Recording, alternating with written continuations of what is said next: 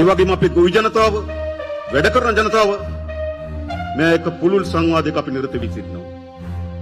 මේ රට ගොඩනැගීම අපේ ප්‍රධානම සම්පත වන මානව සම්පත දෙවුර මත පවරාගත යුතු කාර්යයක්. ඒ සඳහා අවශ්‍ය වන සාකච්ඡාව වැඩසටහන අපි දියත් කොට තිබෙනවා.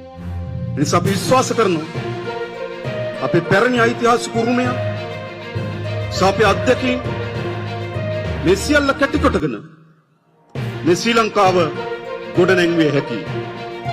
ඒ නිසා මේ 78 වන නිදහස් දිනේදී අපි අපේ හදවතට අපි අපේ ඥාණයට එකතු කළ යුතු වන්නේ මේ රට ගොඩනැගීම පිළිබඳව තිර අධිෂ්ඨානය.